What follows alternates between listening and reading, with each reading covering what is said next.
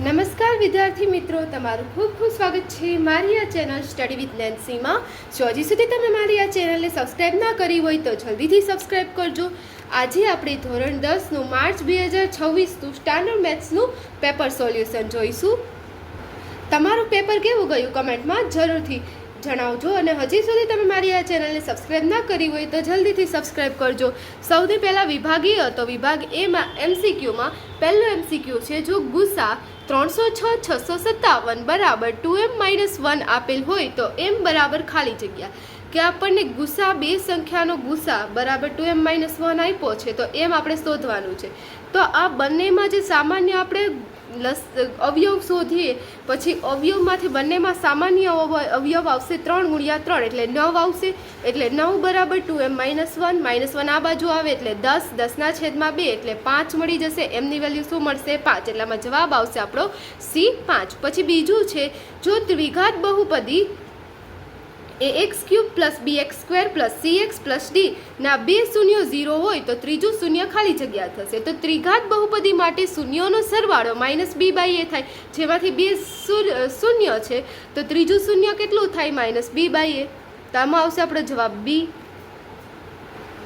હવે જુઓ, ત્રીજો એમસીક્યુ આપેલો છે, 3x + 2y - 4 બરાબર 0 અને 2x + 4y - 12 બરાબર 0 સમીકરણ યુગ્મ માટેની રેખાઓ ખાલી જગ્યા છે. તો અહીં આપણે જોવાનો ગુણોત્તર a1/a2 એટલે 3/2 અને 2/4. તો 3/2 ઇઝ નોટ ઇક્વલ ટુ 1/2 અને આપણે ભાગ ઉડાડીએ 1/2 થાય તો આ બે સમાન નથી થતા. એટલે આ કેવી રેખા આવશે? છેદતી રેખા. ગુણોત્તર સમાન ના હોય તો શું આવે? છેદતી રેખા, એટલે એ આવશે. પછી ચોથું છે, જો દ્વિઘાત સમીકરણ kx x - 2 + 6 હોય તો બીજ સમાન હોય તો કે આપણે શોધવાનું છે. તો અહીં આપણને જોવો, આનું આપણે સાદું રૂપ આપીએ એટલે સમીકરણ શું બને? kx × x એટલે kx² - 2kx + 6 બરાબર 0. હવે અહીંયા આપણને બીજ સમાન હોય. બીજ સમાન ક્યારે મળે? જ્યારે જે આપણું ડી હોય વિવેચક 0 હોય એટલે b² - 4ac 0 થઈ જશે. હવે આને આપણે વેલ્યુ મૂકીએ b² - 4ac નહીં એટલે 4k² - 24k બરાબર 0 થઈ જાય. હવે 24k બીજી બાજુ લઈ જઈએ, કે કટ થઈ જશે અને 4 × 6 = 24 એટલે કે બરાબર આપણને શું મળી જશે? 6 મળી જશે. એટલે ચોથામાં એ 6 જવાબ આવશે.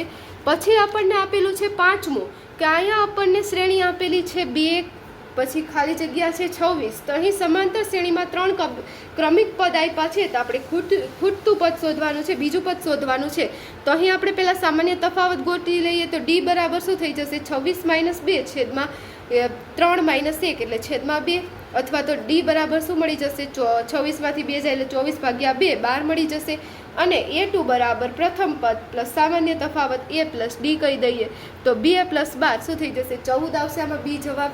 પછી છઠ્ઠું છે, જો ત્રિકોણ ABC અને ત્રિકોણ PQR માટે AB/QR બરાબર BC/PQ AC/PR હોય તો ત્રિકોણ ABC ખાલી જગ્યા થાય સમરૂપ થશે કેના સાથે? તો અહીંયા તમે જોશો, A છે, અહીંયા Q ને R છે અને અહીંયા A છે, P ને R છે. ત્રિપીટ શું થાય છે? A સાથે R થાય છે. તો એની સેમ શું આવશે? R આવશે. એવી જ રીતે B ની સેમ શું આવશે? Q આવશે. અને C સાથે શું આવશે? P આવશે. R Q P એટલે આમાં એ ઓપ્શન આવી જશે. પછી આપણને 7મો પ્રશ્ન આપ્યો છે કે જો AB વર્તુળનો વ્યાસ હોય તો વર્તુળનું કેન્દ્ર આપી દીધું છે, બીના યામ આપ્યા છે અને એના યામ આપણને પૂછેલા છે.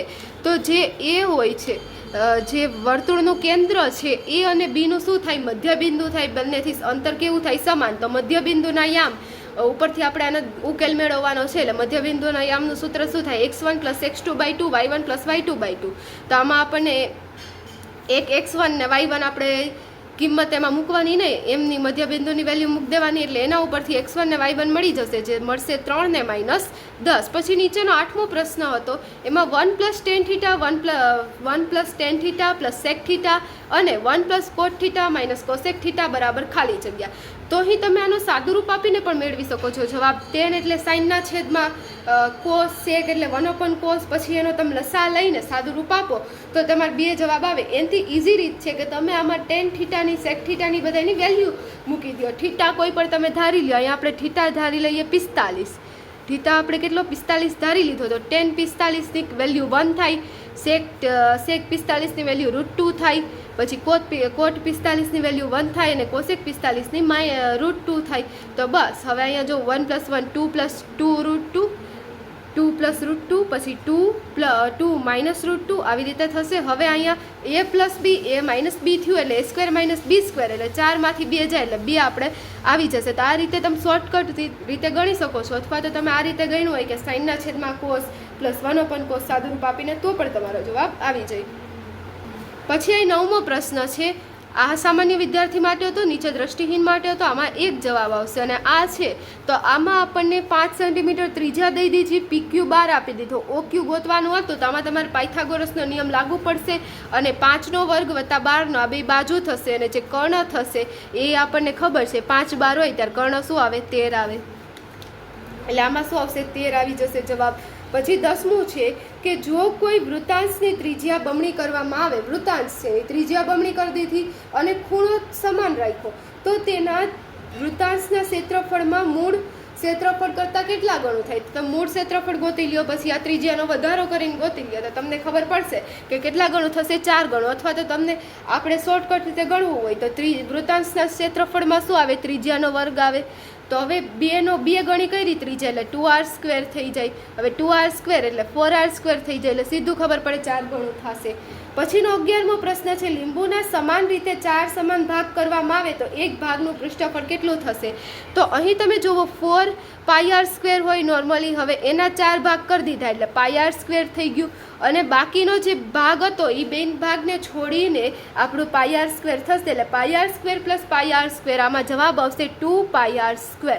પછી 12મું છે તો 12માં આપણને મધ્યસ્થ શોધવાનો હતો, બધી વેલ્યુ આપી દીધી હતી. મધ્યસ્થના સૂત્રમાં તમે આ બધી વેલ્યુ મૂકશો એટલે તમારો જવાબ આવશે 149.03. પછી 13મો દાખલો છે કે કોઈ ઘટનાની સંભાવના 1/3/4 હોઈ શકે. તો અહીં તમે જુઓ કે કોઈ ઘટનાની સંભાવના 1 કરતાં વધુ ન હોય એટલે આ દાખલામાં શું આવશે ખોટું આવશે. આ જે ખરું ખોટું છે તો આમાં ખોટો જવાબ આવશે. પછી 14મું છે દ્વિચલ સુરેખ સમીકરણને અસંખ્ય ઉકેલ હોય છે. તો જે દ્વિચલ સુરેખ સમીકરણ છે એને અસંખ્ય ઉકેલ છે તેમાં ખરું આવશે, કારણ કે જો યુગ્મ કીધું હોય તો તેને એક ઉકેલ હોય અથવા તો ઉકેલ ન હોય એવું આવે. પણ જો એક જ સમીકરણ યુગ્મ નથી લખ્યું એટલે એક સમીકરણને અસંખ્ય ઉકેલ તમે મેળવી શકો એટલે આમાં ખરું આવશે. પછી 15મું છે જો દ્વિઘાત સમીકરણ 6x² + bx - 6 = 0 હોય, બીજ પરસ્પર વિરુદ્ધ બીજ હોય તો b = 6 થાય. તો જ્યારે બીજ વિરુદ્ધ હોય ત્યારે શું થાય કે જેનો સરવાળો છે બીજોનો સરવાળો એ કેટલો થઈ જાય 0 થઈ જાય એટલે બીજોનો સરવાળો એટલે -b/a કેટલું થઈ જાય 0 થઈ જાય. તો આ 0 થઈ જાય તો એ આ બાજુ જાય તો એ પણ 0 થઈ જાય એટલે b = 0 થાય. હવે b = 0 નથી આપેલું, b = 6 આપેલું છે એટલે વિધાન ખોટું થશે. એના પછીનું છે બિંદુ cos θ sin θ નું ઉદ્ગમ બિંદુથી અંતર 1 છે. તો અહીં જોવો ઉદ્ગમ બિંદુથી અંતર ગોતવું હોય એટલે આપણે x² + y² કરીએ અંડર રૂટમાં. તો અંડર રૂટમાં cos² θ + sin² θ એટલે કે cos² θ + sin² θ કેટલા થાય 1 થાય, પ્લસ ભૂલથી લખાઈ ગયેલ છે એટલે cos² θ + sin² θ કેટલા થાય 1 એટલે વર્ગમૂળમાં 1 એટલે શું આવશે આપણો જવાબ 1. એટલે આ શું આવી જશે વિધાન ખરું આવી જશે. પછી આપણો એક શબ્દમાં આપણને જવાબ લખવાનો તો એક શબ્દ કે વાક્યમાં તેમાં 17મું છે નળાકારની ત્રિજ્યામાં 10% વધારો કર્યો. 10% વધારો કરે એટલે ત્રિજ્યા તો r હતી એમાં 10% વધી એટલે 0.10 એડ થઈ જાય 0.10 r તો 1.1 r થઈ જાય, કેમ કે r ના 10% r ગુણ્યા 10/100 એટલે 0 કટ થઈ જાય એટલે શું આવે r/10 એટલે 0.10 r એટલે ત્રિજ્યા કઈ થઈ જશે નવી ત્રિજ્યા 1.1 r. પછી ઊંચાઈમાં 20% વધારો એટલે આમાં પણ એ જ રીતે પહેલાંની ઊંચાઈ h હતી એમાં 0.20 h પ્લસ થઈ ગયા એટલે નવી ઊંચાઈ થઈ 1.2 h. પછી આના ઉપરથી આપણે શું ગોતવાનું છે ઘનફળમાં કેટલા ટકા વધારો થાય. તો પહેલાં ઘનફળ શોધી લેવાનું. ઘનફળ πr² h થાય તો પાઈ એમાં આપણે નવી આરની વેલ્યુ મૂકશું 1.1 r² અને 1.2 h. તો હવે આનું આપણે સાદું રૂપ આપીએ તો 1.452 πr² h આવી જશે. અને v2 - v1 v2 એટલે આપણે જે આગળ મેળવ્યું તે અને v1 એટલે નોર્મલ જે આપણે પહેલાંની ઊંચાઈ r ને h લીધી હતી તો એનું ક્ષેત્રફળ શું થઈ જાય πr² h થઈ જાય એટલે 1.452 πr² h - πr² h ના તો આપણે આનું સાદુરૂપ આપીએ તો શું આવી જાય? 0.452 પાય આર સ્ક્વેર આવી જાય. તો હવે આપણે એના ટકા ગોતવા છે તો 452/1000 ગુણ્યા આપણે 100 લખી શકીએ, એટલે એ શું આવશે? 45.2% આપણો જવાબ આવશે. કેટલો આવશે? 45.2%. કારણ કે અહીંયા તમે જુઓ, આ કદમાંથી જૂના V2માંથી V1 બાદ કર્યું, નવું જૂના કદમાંથી નવું કદ બાદ કર્યું. હવે 1.452 pi R square એચમાંથી pi R square H બાદ કરી દીધો, એટલે આપણને આ મળ્યું. હવે આને આપણે ટકામાં ફેરવવું છે, એટલે ગુણ્યા 100 કરી દીધું, એટલે ટકા મળી ગયા 45.2%. પછી 18મું હતું n પ્રાકૃતિક સંખ્યાઓમાંથી વિભાજ્ય સંખ્યાઓ અવિભાજ્ય સંખ્યાઓનો સંયુક્ત મધ્યક કેટલો થાય? તો હવે n પ્રાકૃતિક સંખ્યા છે, એમાંથી વિભાજ્ય અને અવિભાજ્ય લેવાની છે, તો એક એમાં આવશે નહીં, એટલે આપણે આમ લઈએ 2, 3, 4 અપ ટુ n સુધી સંખ્યાઓ. હવે આ બધાનો જ સરવાળો, તો અહીંયા આપણે સરવાળાનું સૂત્ર મૂકી દઈએ તો n/2 પ્રથમ પદ 2 વત્તા અંતિમ પદ n, એટલે n + 2n/2. અહીંયા લખ્યું છે n(n+2). હવે એના છેદમાં આપણે એનો મધ્યક શોધવો છે, એટલે કુલ કેટલા પદ હતા? નહીં, અહીંયા n તો નહીં આવે, કારણ કે જુઓ આ ખોટું થશે. કારણ કે અહીંયા તમે જુઓ કે અહીંયા n(2n+n) છે છેદમાં 2, તો અહીંયા પદ કેટલા થઈ જશે? n 2 થી n સુધી છે, એટલે n-1 પદ થશે, કારણ કે આપણે એકને તો ગણ્યું નથી. હવે આપણે અહીંયા આપણો જવાબ આ જ આવી જશે કે n(2 + n છેદમાં 2 n-1). આનું સાદુરૂપ આપવું હોય તો આગળ આપવાનું. આ આપણો જવાબ આવશે n પદોનો સરવાળો. પછી 19મું છે કે 12, 15, 21નો લસા કેટલો થાય? તેનો લસા આપણે 420 થશે.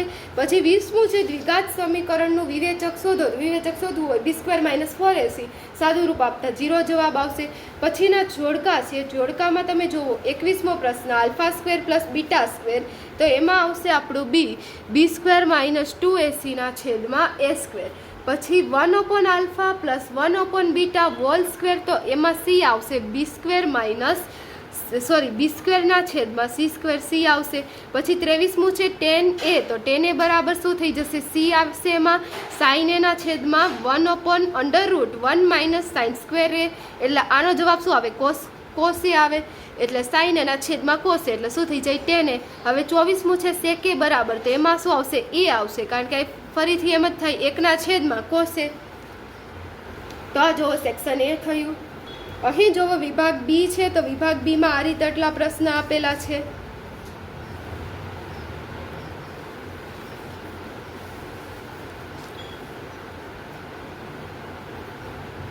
ત્યારબાદ વિભાગ સી હતો. વિભાગ સીમાં 9માંથી 6 પ્રશ્ન લખવાના હતા.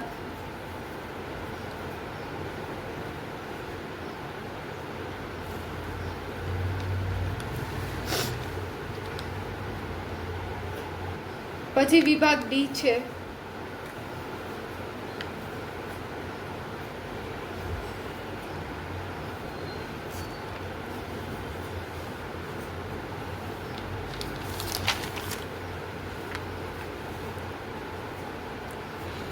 તો અહીં જોવો આપણું સોલ્યુશન પૂર્ણ થાય છે. વિડીયો કેવો લાગ્યો કમેન્ટમાં જરૂરથી જણાવજો. જો હજી સુધી તમે મારી આ ચેનલને સબસ્ક્રાઈબ ના કરી હોય તો જલ્દીથી સબસ્ક્રાઈબ કરજો, અને આના પછી ઇંગ્લિશનો વિડીયો જોવા માટે પણ ચેનલને જરૂરથી સબસ્ક્રાઈબ કરજો. Thanks for watching.